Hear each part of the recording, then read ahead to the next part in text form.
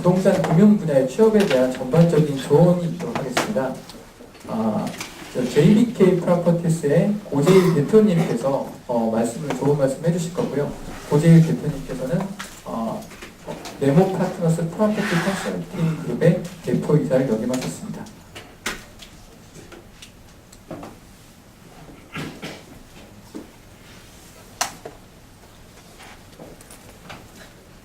안녕하세요. JBK 프로퍼티스의 고재일입니다.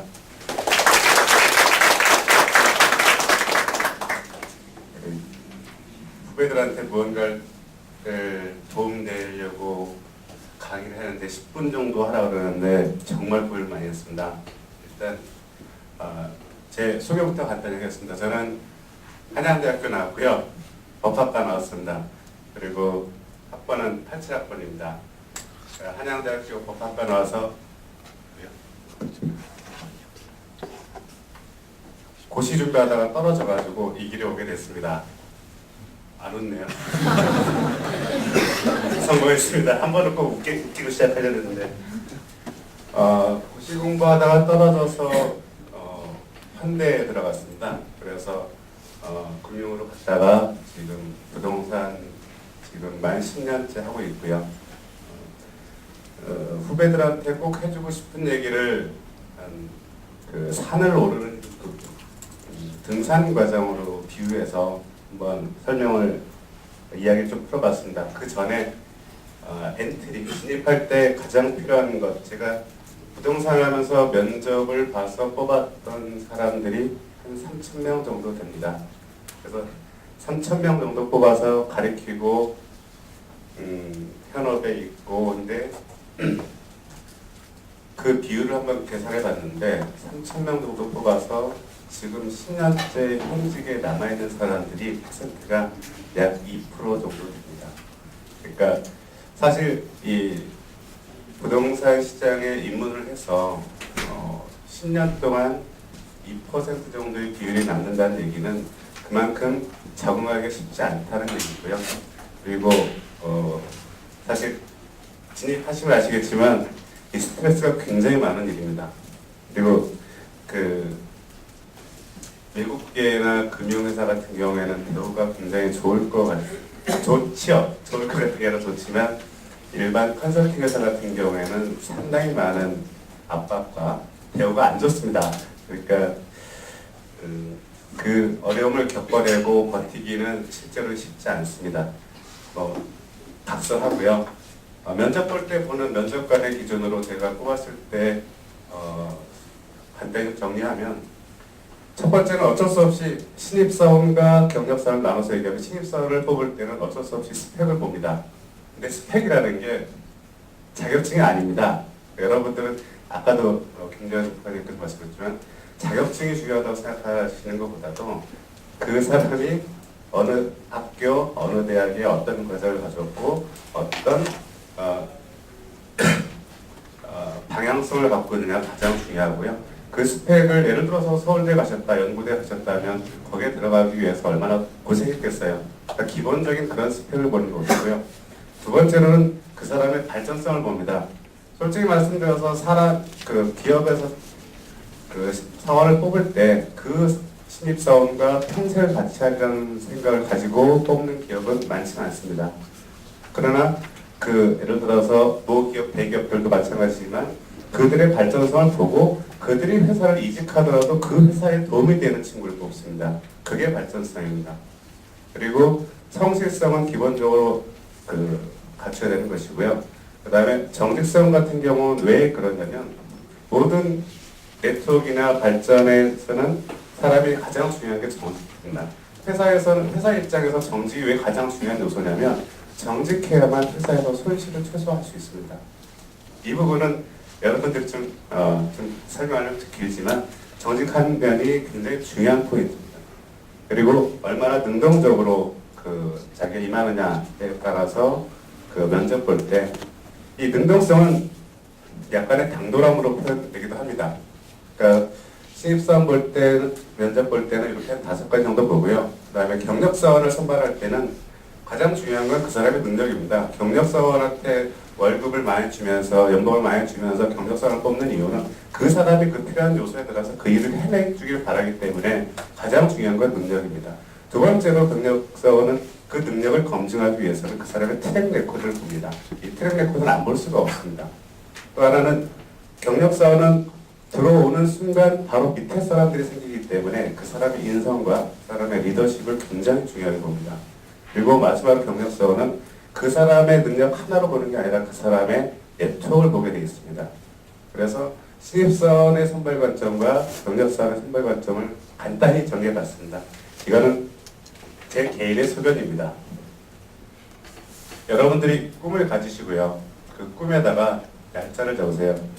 그 날짜를 적으면 그 날짜가 예를 들어서 2020년 몇 월 며칠이라고 적으면 그 날짜가 목표가 됩니다. 그 목표를 지금 2011년 9월에까지 잘게 쪼개면 그게 계획이 됩니다. 그리고 그 계획을 오늘 실천하면 여러분의 꿈이 현실이 됩니다. 감사합니다.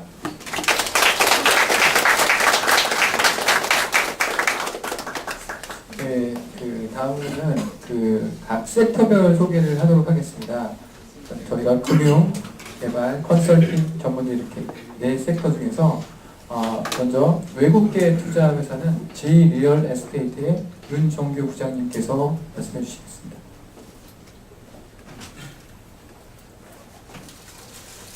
예, 안녕하십니까. 저는 지금 현재 GE 리얼 에스테이트 다니고 있는 윤정규라고 합니다.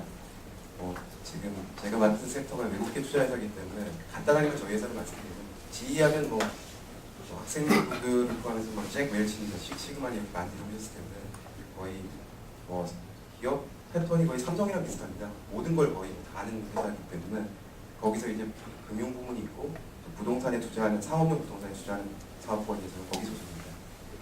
지금 외국계 투자 회사 같은 경우에는 또 많이 들어보신 분들은 많이 들어보셨을 거고요. 특히 왜냐하면 여러분들이 다 아시는 웬만한 그 인베스트먼트 뱅크라고 부르는 투자은행들은 다 부동산 투자 부문을 가지고 있습니다. 어느 정도는. 한국에 들어와 있느냐 아니면 안 들어와 있느냐 차이만 있을 뿐인데 지금 오른쪽에 나와 있는 저 회사들이 다 기업의 엠블렘인데 가운데 있는 게 저희 회사고요. 그리고 멜릿이라든지 모겐스탠이라든지 JP모건 이런 데가 다 있고 특히 아래쪽에 있는 회사들은 주로 부동산을 전문으로 하는 회사들입니다. 예, 예를 들어서 인베스코라든지 위프는 이제 도이치뱅크의 부동산 사업부인데요. 그리고 아센다스라든지 칼라일이라든지 라살이라든지 하는 회사들은 다 부동산을 전문으로 하는 그런 회사고 그리고 많이 들어보셨을지 모르겠습니다만 세계 최대의 사모펀드라고 부르는 블랙스톤이라든지 그런 것도 다 지금 현재 부동산 부분을 여기를 하고 있고 그리고 저기 지금 나와 있는 회사들은 다 지금 한국 내에 지금 저희 한국 오피스라고 부르는 회사들이 들어와 있습니다. 물론 부동산 부분의 인원들은 그렇게 많지는 않고요. 그러면 이제 이 외국계 투자 회사들은 어떤 업무를 한국에서 도대체 하느냐 앞에 좀 약간 시간이 많이 지연된 관계로 지금 제가 업무 소개 전부는 뒤에 나오는 내용하고도 좀 중복되는 게 많기 때문에요. 생략을 좀 할 예정인데 어찌됐건 이 업무 자체가 저희 우리나라에 지금 부동산 금융이라는 게 생긴 지가 10년 남짓밖에 안 됐고요. 그리고 그 상업용 부동산에 투자하는 업을 영위한 지가 별로 안 됐기 때문에 처음에는 특히 IMF 이후 때는 대부분 소위 먹튀라고 하는 외국계들이 다 들어와서 다 돈을 벌고 나가고요. 그들이 가지고 있던 비즈니스 모델이라든지 이런 부분이 다 지금 한국 금융시장에다 투영이 되어 있습니다. 그래서 오른쪽에 나오는 저 조직도라든지 업무 패턴 같은 거는 실제로 우리나라의 자산운용사에서 다 지금 거의 동일한 패턴을 지금 사용을 하고 있는데요. 다만 하나 다른 게 저 상위 부분에 보시면 이제 저희 같은 경우는 외국계 같은 경우는 크게 세 가지 본부로 나눠져 있다고 보시면 됩니다. 지역별로 US 같은 아메리카가 있을 거고 그다음 유럽 있을 거고 아시아 본부가 있는데 저희는 한국이기 때문에 아태 본부가 위에 있습니다. 그리고 그 위에 이제 글로벌 본사가 있다고 보시면 되는데 저게 의미가 있는 이유가 한국 투자회사하고 한국 자산운용사와 외국계를 구분하는 가장 큰 거는 첫 번째는 결국 언어 부분이 있을 거고요. 그러니까 저희는 어떻게든 간에 영어를 쓸 수밖에 없습니다. 왜냐하면 모든 대부분의 중요한 의사결정은 다 본사의 승인을 받아야 되기 때문에 그런 부분이 있는데 그 다음 장에서 좀 더 구체적으로 말씀드리도록 하겠습니다. 저는 왼쪽에 보시면 이제 제가 걸었는 커리어 파스랄까 이런 게 좀 나와 있는데 전 대학교 때 비전공자입니다. 저는 이제 서울대학교 언론정보학과를 나왔는데 그 전혀 부동산에 대해서는 알지도 못했고요. 특히 또 제가 다니던 데는 부동산 금융이라는 건 없었기 때문에 그냥 부동산 복덕방이라고 생각하고 살아왔습니다. 근데 그 아까 말씀드린 대로 IMF가 터지면서 대한민국에 드디어 부동산 금융이라는 게 생겼고요. 그러면서 이제 첫 번째 직장인 삼성생명에서 비전공자임에도 불구하고 회계 및 재무 쪽에 대해서 이제 실무 경험을 쌓았고, 참고로 저는 뭐 AICPA도 아니고 아무 자격증도 없습니다만 그때 이제 삼정 KPMG, 지금 따지면 삼정 회계법인이죠. 거기에 FAS라 불리는 본부, Financial Advisory Service라는 그런 팀에 들어가서 처음에 주로 외국인들이 많이 했던 부실채권 매각, 론스타로 생각하시면 될 것 같아요. 그러니까 그런 쪽 업무를 하면서 시간이 지난 뒤 부동산 쪽으로 전환을 해서 그 이후에는 전대책 지휘에서 지금 투자 업무를 맡고 있습니다. 여기서 사실은 지금 저희가 이 책을 쓰면서 저는 이제 개인적으로 고민을 많이 했던 부분인데, 그 학생분들도 많으시고 저보다는 제가 지금 39이니까 저보다는 젊으신 분들이 더 있을 텐데 과연 우리의 경험을 바탕으로 지금 이게 맞는 길이다라고 제시하는 게 적합한가 하는 생각을 좀 많이 했거든요. 왜냐하면 저희는 보시다시피 IMF라는 걸 겪었던 세대임에도 불구하고 그 다음에 이렇게 시장이 곤두박질 쳤다가 금세 한 2, 3년 뒤에 살아났어요. 그리고 부동산 금융이라는 게 법이 생기면서 자산이동화법, 이츠법, 간접투자자산운용법, 지금 자본시장법이라는 게 생기면서 뒤에 말씀드린 다양한 자산운용산이 증권산하는 쪽에서 옛날에 부동산이 없었거든요. 다 부동산 부분을 세우면서 소위 굉장히 많은 인력이 필요를 했습니다. 그래서 예를 들면 저 같은 경우는 CPA가 아님에도 불구하고 회계법에서 일할 수 있는 기회가 있었고, 그리고 여기 계신 다른 분들도 다 어떻게 보면 더 좋은 기회를 찾아갈 수 있는 그런 찬스가 충분히 더 있었는데, 불행히도 지금은 그런 기회가 매우 드뭅니다. 저희 때하고 비교해서. 근데 저희의 기준을 근거로 어떻게 하시라고 말씀을 드리기가 참 어렵겠다 이런 생각을 참 많이 한 게, 저희는 스펙에 대해서 그렇게 고민하지도 않았고 시장의 텀이 그랬기 때문에, 그리고 이제 그때의 모멘텀은 가라앉았다 갑자기 업이 생기고 시장이 생겨서 확 커져났기 때문에 조금만 능력이 된다 그러면 다 좋은 그런, 남들이 들으면 다 부러워할 수 있는 그런 훌륭한 회사에 들어갈 수 있는 기회가 있었는데 지금은 좀 그렇지는 않은 것 같아요. 그래서 그 부분에 대해서는 추가적으로는 좀 이따 만약 Q&A 세션이 있으면 과연 지금은 어떻게 해야 될지에 대해서 저희가 고민하는 부분, 그리고 같이 말씀하는 부분이 있으면 좀 공유를 했으면 좋겠고요. 그리고 오른쪽에 나와 있는 그 취업 지원부는 저도 시간을 많이 썼는데, 뭐 일반적인 이야기입니다. 외국계는 기본적으로 경력직을 뽑고 있기 때문에 바로 들어와서 바로 그 다음 날부터 쓸 수 있는, 그러니까 일에 투입할 수 있는 사람을 찾기 때문에 신입은 쉽지는 않습니다.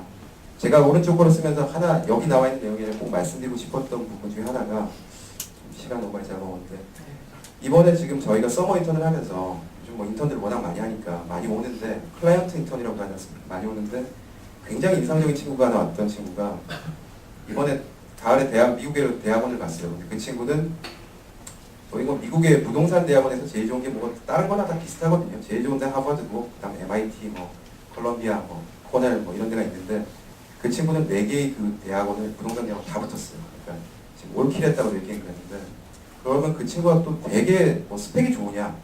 사실 보면 그건 아니거든요. 그 친구가 나쁘지 않은 대학이고 한데 무슨 자격증 따로 있는 것도 아니고, 서울의 한 중간, 죄송합니다. 거기 친구들 어떻게 될지 모르겠는데 제 기준에는 그렇게 좋지는 않은 대학 졸업하신 분인데도 불구하고 뭐 하버드니 MIT니 뭐 이걸 뭐 다 붙었으니까, 코넬 뭐 이런 데까지 다 붙을 정도니까, 그 친구가 했던 방식은 마지막으로만 말씀드리면, 어차피 다 어려운데 걔는 정말 이 시험을 그냥 치는 거 준비하는 거 공부하는 것뿐만 아니라 그 모든 대학의 소위 하버드 MIT의 딘이, 그러니까 학장이 자기를 알 정도로 거의 매일 뭐 스토커처럼 전화하고, 그 다음에 이메일 보내고, 그리고 거기 출신이라는 사람은 다 만나고, 한국에 들어와 있는 사람 다 만나고, 그리고 여름 휴가를 내서 직장을 다녔으니까요. 가서 그 캠퍼스를 돌면서 자기가 연락하고 이메일 보냈던 사람들 다 찾아가서 불청객이죠. 했더니 결국 사실 들으면서 좀 기가 막혔는데, 이럴 수가 있구나. 근데 그 결과가 결국 4개의 세계 최고의 대학원은 그냥 올킬하는 결과가 됐는데, 이게 별거 아닌 것 같지만 굉장히 힘든 거거든요. 그래서 나중에 또 추가로 말씀을 할 기회가 있을지 모르겠습니다만, 결국 우리가 사는 게 다 네트워크이고, 심지어는 한국 사람들끼리만 네트워크이니 뭐 인맥이 이런 게 아니라, 심지어는 그런 훌륭한 대학에서 사람을 뽑을 때조차도 비슷하다면 기왕이면 안 했네, 그리고 열정을 인정받았습니다, 이렇게 좀 되더라고요. 그러니까 학생분이시거나 아니면 지금 잡을 구하시는 분들은 그거보다 실제 미국에서 지금 밤낮이 거꾸로 있는데 전하는 것보다 그건 훨씬 더 지금 한국 내에 있는 사람들과 인맥을 쌓고 서울 사는 게 쉽지 않아요. 그러니까 조금이라도 그런 노력을 좀 하시는 게 어떨까. 이건 쉽지 않은 이야기입니다. 저는 이제 그만 마치겠습니다.